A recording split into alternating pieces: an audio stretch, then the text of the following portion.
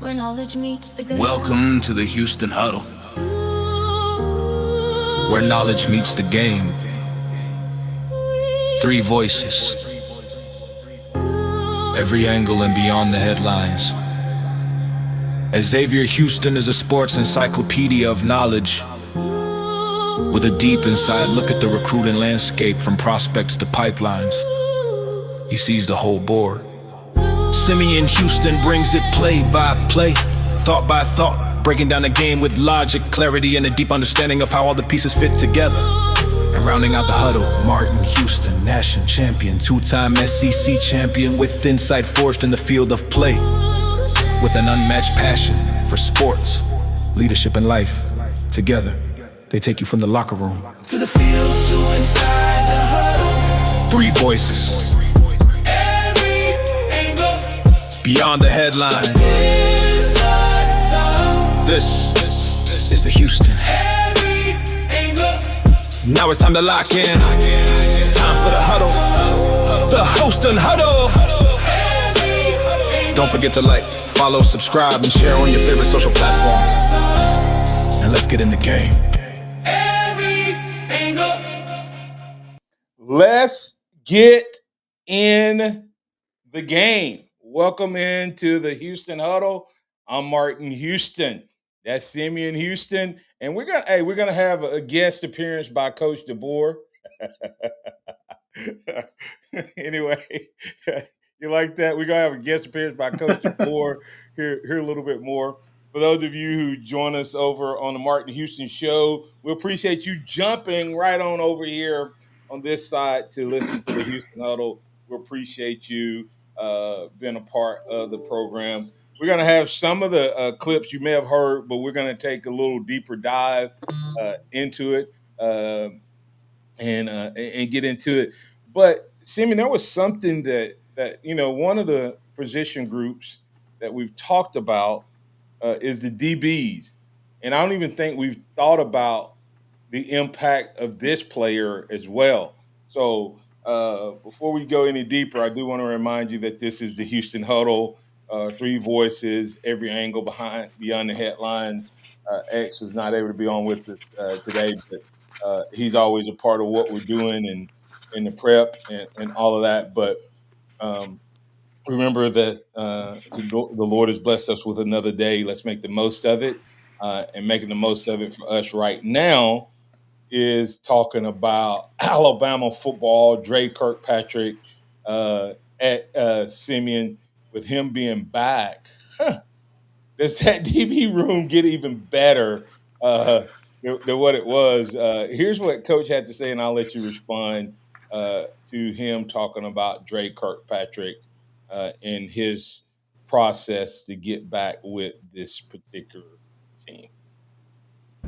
Have to figure it out. The learning curve we talk about with being new and get out there and be ready to compete. Oh, You know, sorry, they get the install now, they started that get a the little install early. in the Let me get summer, they that. get I'm the sorry. install consequences. I apologize for that. Yeah, I mean, he had consequences for what he did and the things he's gone through. Still pieces to that that he's taken care of when it comes to those consequences with the team, but missed a lot of the season last year. To be able to get back in the spot where he's on the football field, but he met those requirements and has a great attitude about him. He loves ball, and he's got to build the trust up with his teammates out there on the football field every day that he'll do the things not just on the field but off as well to meet the standard of what our program expects. Yeah, I mean, based off of what we were talking about on the Martin Houston show, there's a standard that he is implementing. I feel like he's taking more. Coach Dwyer himself is taking on more of responsibility for implementing this standard that for Alabama. I mean, Drake Kirkpatrick got in trouble, got in some legal trouble, but he disciplined him. Drake Kirkpatrick met the need, met the requirements, and now he's allowed to be back on the field. And I think that's what you do. Former coaches, you don't kick those players off the team. You give them, they have to do what they have to do to get back on the field. But once they do, they're allowed to be back on the field, and that is good. But I think for the DB room, he comes in. I mean, he's a hard hitter. I don't know how much he'll play this year because I mean I feel like the DB stepped up with without him being on the field. But I mean I think the DB room will only be better with him on the field. Yeah, that's the crazy part is I like you said, I do love the fact that they refer to the standard, right? In that conversation. Uh, but Dre was one of those guys who was trending up. Oh yeah, he Yeah, was. he was trending in the right direction, and you like what you saw out of him. Um, and so that becomes a big question: is does he find a place back? And if he doesn't, it's a cautionary tale for those guys who get the opportunity to get out there that you better take it serious. And what you do on and off the field matters. But hopefully, we'll get to see some of what we saw in his dad, who was an absolute dominant player, which probably we don't talk. We always talk about Julio Jones and some of those other guys who came early in Saban's tenure. Uh, we probably don't give Dre Senior enough Yeah, love uh, probably not. Yeah, for what he meant to Alabama football because he was one of the guys that allowed Saban to have that vaunted defense because you could throw him out there on the island and say, shut him down. Shut him down. yeah, Now, Junior is not that type of player. Junior stick his nose up in there, not the biggest guy, but a physical guy, uh, and was able to step in and take the role. Smitty, not not the wide receiver Smitty, but the DB Smitty, and he was beginning to step into that role. So hopefully he gets back out there, and fortunately he was able to get back in time for spring ball. But when you talk about culture, Simeon, what does the word culture mean to you? Like you've mentioned the word standards, you mentioned the word culture. What does that mean? I mean, is there can you label what that looks like? And this is what I was talking about in the Martin Houston show was a lot of times people say what they want, but they throw out these generic terms and they don't really define it. Uh, and so let's hear what Coach had to say, and then we'll come back and I want you to answer kind of what you think about culture, and I'll talk about the culture as well. But this is what Coach said that he's looking for from this year's players. You're always trying to build and reestablish your culture with every new team, and it doesn't matter how many guys are new. The year starts over, and so we're trying to reestablish and build on the culture that we have in place, but reestablish what this team's going to be about.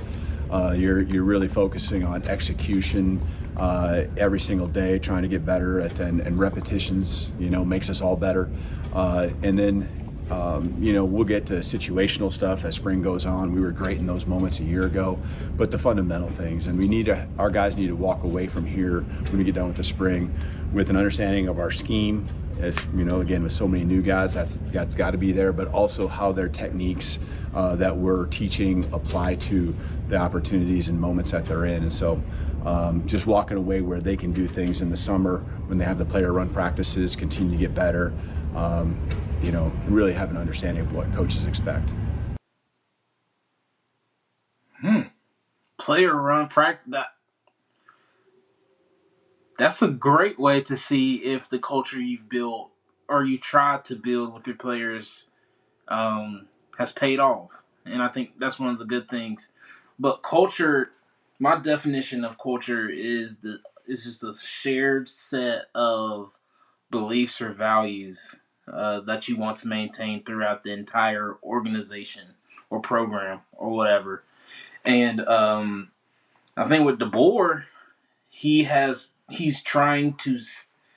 You have to set those beliefs, which he is setting those beliefs with coming out of spring. I expect you to understand, know the plays, but also understand why you're doing those plays and why you're understanding the technique. And so that's one of the set beliefs, set culture, shared, whatever that you're wanting to carry on throughout the season. And Yeah, that's why, yeah. go ahead. No, go ahead. You said beliefs and behaviors and values and to me, this is what, like I said, I've always done it the way you do vision, and then you do mission, and then you do values, and then you hope that drives your organization.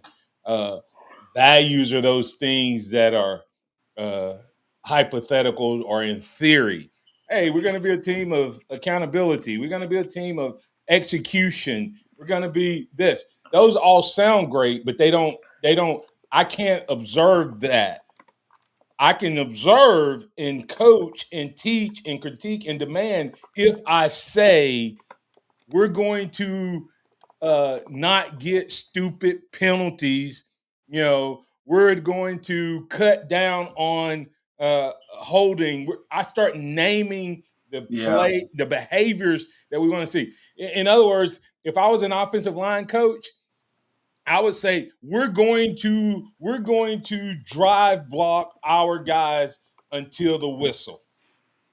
That's Like setting how many? culture. Yeah. Huh? I was saying that's setting culture. Right, right. When we have a chance to finish off a player standing over the pile within the whistle, we finish them off. You know, uh, Yeah. when we're running the ball, running backs, we finish through the play. We don't hop out of bounds. That's just creating a behavior that I can see. And when I see a guy have a chance to drive block a guy and he's blocked him 2 or 3 yards, and then he turns and looks at the to see where the play's at, and the play's still going, then I can coach that. But it's hard for me to coach. Uh, we're gonna be a power run game. What does that mean? Yeah. You know, What does that? Yeah. What does that look like? What does that entail? Like you said, people love to show what say they want a good culture, but they don't define what a good culture in their team and their life looks like. And right. what does that mean? I'm sure everybody wants a good culture, but if you're not able to define what you want, then you will never have a good culture. Think about this, Simeon. I've said it several times. When was the last time you saw an Alabama offensive lineman or offensive line carrying the running back for additional yards? When Coach Cochran was still years, six Yeah. years, going on 6 years. I mean, we you don't, but you can watch other teams. They do it all the time. I saw Miami do it 3 or 4 times in one game, and I Yeah, cannot remember the last time I saw Alabama's offensive line so engaged that the play was still going, the run play was still going, and they picked the running back up and just carried him, just pushing him. So many times with Alabama, even though we only get 4 yards on a run play, the entire offensive line is behind the running back. yeah, And you just that just yeah, on a four yeah, or 5 yard run, that cannot be the play. I mean the case. And so when he's talking about that culture, I really, really do want to do that. And just speaking of that, I know we played it on the previous show, but just because this is a new audience, in part, I'll have to play that TCD again, man. I have to yeah, listen to it, Sammy. It was just good stuff. It really doesn't change. I feel like our culture a year ago, there was a window, and we were able to retain everyone. We coach our guys hard. I mean, that's what you have to be, and the guys will weed themselves out if it's something that they just don't want to be a part of, and that's meant to be if that's the case. And so we want the guys that want to be here, want to be coached up. So I'm gonna stop right there, Sammy, because let's break that down. He said we retain everybody we wanted to. Huh? Did he say that? yeah.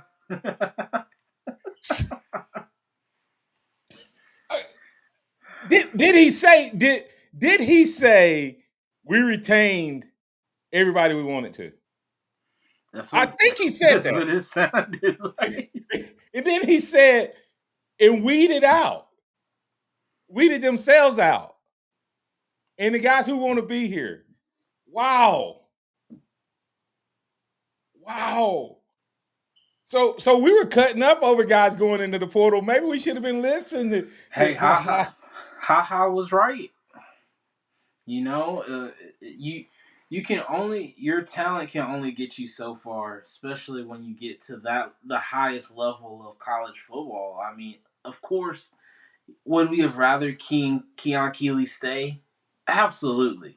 But if he wasn't upholding the standard and wasn't a good culture fit for the team, that trickles down, especially him being an upperclassman, him being an older guy. Guys, the incoming freshmen will look up to him. Guys that transferred in might look up to him. And if that's the things that they allow that they see him doing, then the freshmen will want to do it. And then it'll become a whole thing that is unfortunate and that you don't want to have to deal with. So it was a good thing potentially. culture is not what you say you who you are. Culture is what you tolerate. Yeah. And if some of those guys were not doing everything, it's not just some of the stuff. If you say you're gonna and you describe that integrity and excellence and you describe it and you give examples on the field and off the field, if you let them get away with it off the field, then eventually somebody will test it on the field. If you let it get Yep. away with it on the field, somebody's going to test it in the locker room and vice versa. So that's very very interesting thought process. Let's hear what else he had to say about that demanding culture. The coach's job is to teach, critique, and demand. And we're going to demand excellence, the greatness out of them every single day. And so, these guys, they're going to get coached hard. They want it. The portal window, it probably, if anything, gives you an ease of mind that this is your football team for the most part, whether it's guys leaving or guys coming. And we get to work as a team to build what we want to become, and this is the time that you do that. Yeah. I, It doesn't just go for the players, that standard of what's expected of them. And that's as a coach, I feel like DeBoer is handling it the right way. I mean, I don't know if this. I feel like he's taking a totally different approach to this year than he has in the past. I mean, if you look at him last year, I feel like he never talked about something to this level of intensity of like there's a standard, we have a culture that we're building here, and if you didn't meet that culture or that standard, you weeded yourself out, or you might have gotten told to leave one way or another. But that goes for players and coaches. So I think DeBoer is finally turning the corner. I think that bodes well for Alabama this year as a team. Maybe there won't be this coming out flat and stuff, and you can tell that there was maybe some still struggles. If you look back on the season, there were struggles maybe getting this team right, like the Florida State game. Maybe there were some of the leaders on the team, or going into that game, the leaders on the team weren't locked in. locked in, and it showed. I think. Yeah. Uh, Yeah. Blind and Squirrel Sport yeah, brings up a good point. I don't know if you saw this. I saw the clip he was referring to.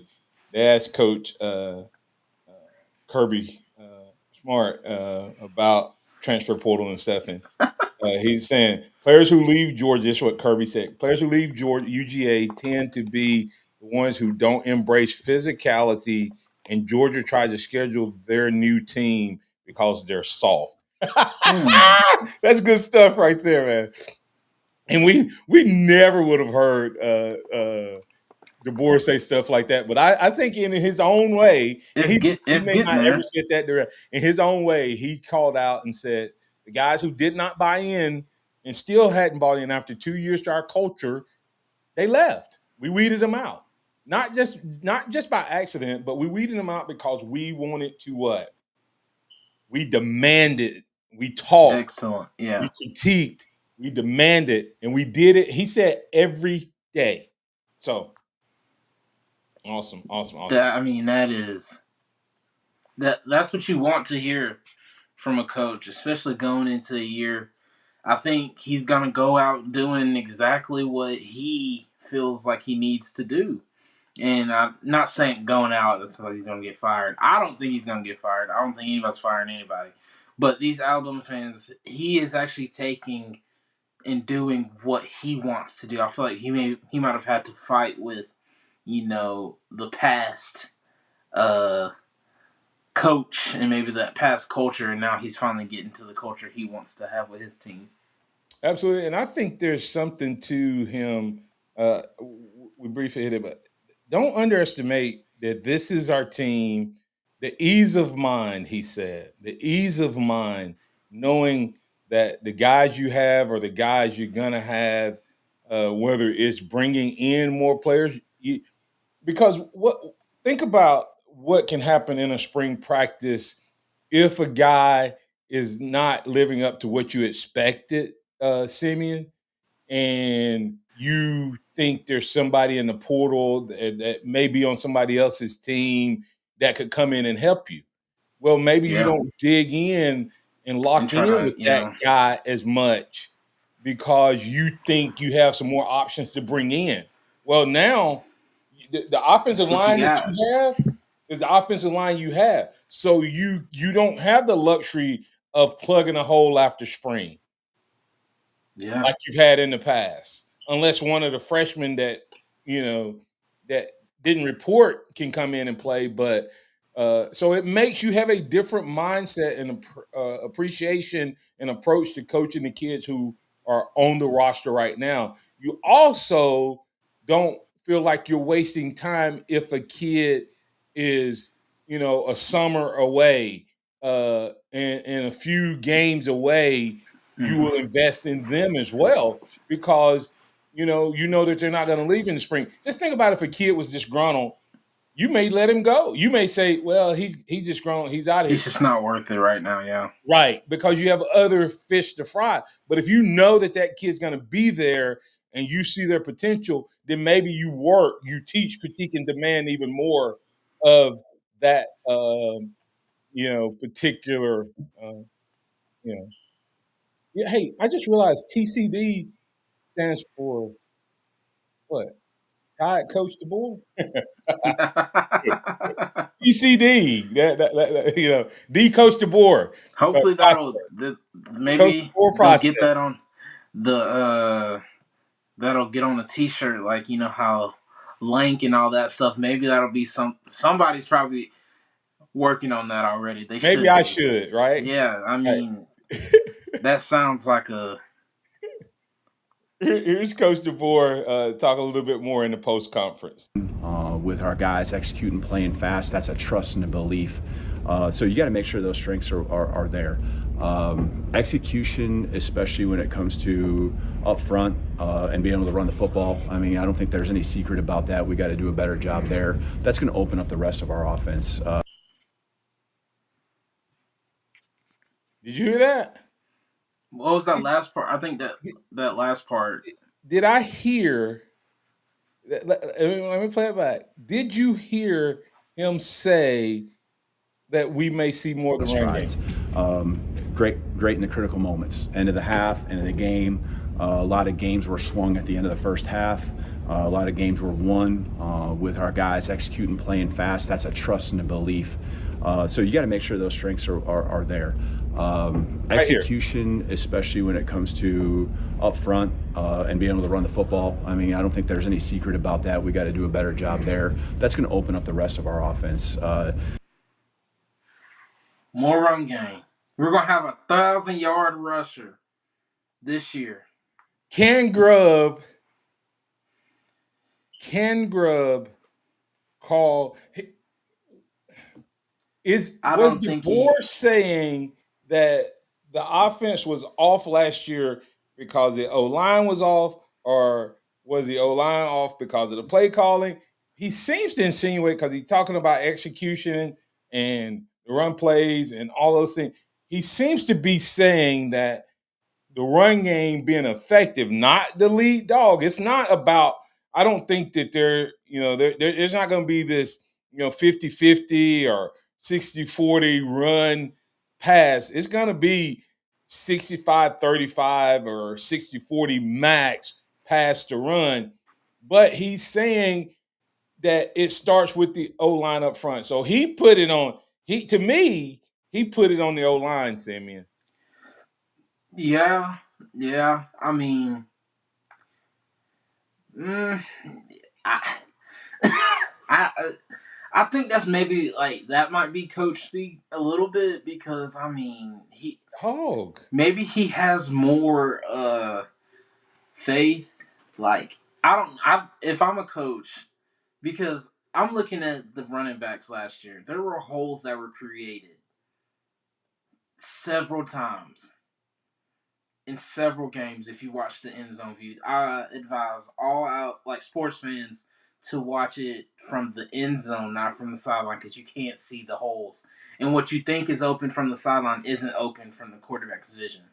But if you watch, there's times where one cut, if you just make that cutback lane, and it would have been a first down, or instead of running it right into your back, to one of the offensive line's back. I think he's probably thinking, I trust the offensive line a little bit better than I can maybe trust the running back room right now. Maybe I'm not going to out them to the public yet. Does that make sense?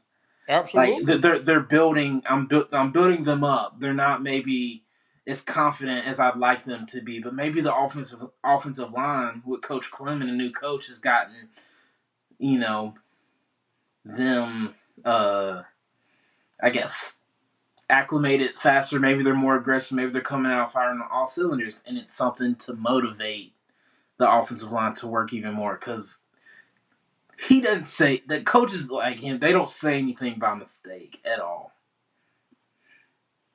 Yeah, and when you look at it, I think in some ways, as you say, he has some collateral or uh, money in the bank with this new offensive line uh, to challenge them, to motivate them to correct the problem, Hmm. and while at the same time maybe not dogging the O line. I mean the running back room and saying, "Hey guys, it wasn't you, it was them, but all of them are gone. All our problem children are gone on You the O talking about from line." the? I mean, yeah, yeah. Yeah, Uh-huh. I mean, you can say that, and the only person you would have a problem with would be Michael Carroll. And You nobody can't, right, had a problem with Michael Carroll last year at right. all. So he's able to dog kind of the O line. Yeah, Maybe that's yeah. it. Maybe it's. That's he, I think it's a combination of everything. I think there has to be a commitment to run the ball, Simeon. I think without a doubt, it has to be a yeah, flat out commitment to run the ball. And to me, that's what I heard him say there. yeah. That I, they're going to be committed to run the ball. it it feels that way, and I think I don't know if you've seen some of the pictures that were posted. They've posted running backs for 2 days in a row. They posted Kevin Riley, and I didn't recognize Kevin Riley, and they posted Daniel Hill yesterday. You might need to go pull up that picture of Daniel Hill. He doesn't look anything like he did last year. Look sleek. Uh, yeah, I was like, man, he might have lost more than 8 pounds, or maybe he just recomped. Maybe because I was like, because he didn't, he looked big last year, but I mean, he looks more cut this year and lean. So That's awesome. I think this year he is these team. I mean, this maybe Coach DeBoer told the running backs, hey, we're gonna need y'all more this year because you got a true freshman that's coming in that, not trying to be funny, already looks like what y'all trying to your body into. Yeah, So yeah, you don't want to have the freshman being the most impressive build, and I think both of those guys worked hard in the off season. absolutely. And it's going to be interesting to watch. I have to get your closing thoughts, closing clip. Have to get your thoughts on the QB room. That they've had a number of reps, from the last year under their belt. Playing with confidence, calling the play in the huddle with confidence. Both of them, light years of where they were headed a year ago, obviously, and they should be. Love, the talent level as far as that's concerned is not a question. It's just a matter of them building the rapport with their skill around them. Making the throws when they're there, feeling the timing and trust. And just feeling comfortable in the pocket, and that just comes with time, feeling comfortable with your offensive line doing the job up front. So, like what they've done through 2 practices, creating some good explosives on their end, good feel, working the mobility when they have to, and that's part of football too. It forces scramble drills and things like that. When that does come up, that helps our defense as well. So I think they're really putting a lot of pressure on our defense. Our defense doing the same to them. Yeah, I mean that's a good thing. You want to hear you hear that the quarterbacks last year are much improved as they should be, which means they're doing exactly what they're supposed to do. They're getting more comfortable with the offense. They haven't had a ton of playing reps in their career, so of course it's gonna take a little bit of time for them to get more get more control of the offensive line and such. But also there is an entirely new offensive line, so they're having to build that camaraderie with not only the offensive line but the receivers and the running backs and all that stuff. So it's just taking time, but nothing sounds out of the ordinary. I mean, he didn't lean either way. He just said the quarterback. So I don't think we'll hear anything about who's the starting quarterback until maybe a week or two before the first game. Yeah. But Yeah, I think they'll be slow to pull that trigger and keep those guys battling. I did pick up on, he said that they're much better than they were last year. So maybe there is some truth to that they did not give us the true the picture of where these guys were in comparison to Ty. We'll talk more about that tomorrow as well on the Martin Houston Show. See, I mean, I said we're going to end, but I want to get your thoughts on what he said about Ryan Williams to close out today's Houston Huddle. Well, Ryan, you maybe can find someone, but just off the top of my head, he's probably played as many snaps as anyone on our offense, and that's again the turnover that speaks to that. But he's taken that on. He's taken on a leadership role, and in order to lead and be vocal like he has, and it's in him, and he just brings an energy and enthusiasm that you guys all see. It's nonstop, but in order to do that, you have to do the work, and he's always done the work. And I really feel like he's seeing an opportunity. He continues to raise the work, raise the level that, and be efficient in it, because he's always worked. But I think where he's focusing that attention, it's really intentional, and so it's great to see his leadership capabilities. Last year, I really felt like he took a great step, and now it's on another level. And so our team needs that. Our offense needs that. That is absolutely great to hear about Ryan Williams, especially with this last year, the 365 days he's had. I guess we need to start calling Ryan Coleman Williams. So I need to get that right, Coleman Williams. But that is good. I mean, he is Coach DeBoer's. I would say, he's in that baby class. Like this is his first class, that coming in at Alabama, and how he's seen him grow for 3 years, and to go from the high of the Georgia game to the sophomore slump or whatever they want to say for this past year. And so for him to still compliment Ryan on how much he's grown is only a good thing for Alabama this year. Yeah, Ryan Coleman Williams wearing that number 1 jersey, making a statement that he's wide receiver number 1 and acting like it. And coach said he thinks he has the most snaps. I don't even think it's close. Who has the most snaps on our offense? Nobody else on our offense played 2 years ago. Yeah, nobody was on the team 2 years ago. Yeah, so he's clearly the leader in the doghouse when it comes to reps. But I love the fact that he said he's always put in the work. And because he's always put in the work, he can now be the verbal leader. And to me, to consider the fact that this kid had the unbelievable freshman year, the sophomore slump, but you never saw a change in his attitude and his work ethic, tells me that this guy's poised for a big breakout season. We're going to break that down more here on the Houston Huddle as we move throughout the spring. We'll also address this tomorrow on the Martin Houston Show. at 6 a.m.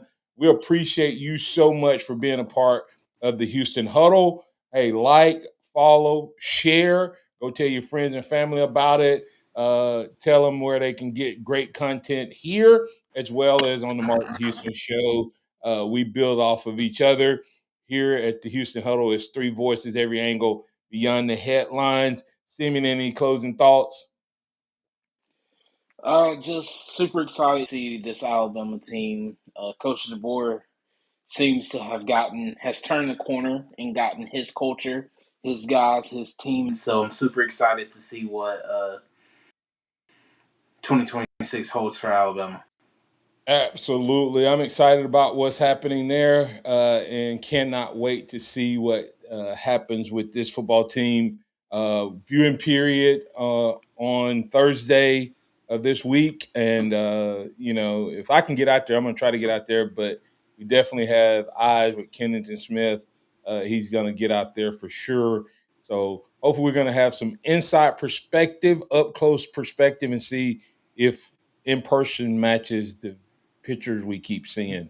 Whole lot of Tarzans, hopefully no Janes. We're looking forward to it. I'm Martin Houston. That's Simeon Houston. This has been this edition of the Houston Huddle. Three voices, every angle beyond the headlines. Remember this, you can trust in the Lord with whatever you do. He will order your steps, but you need to make a plan. We'll be back for another edition next week. Roll Tide, everybody.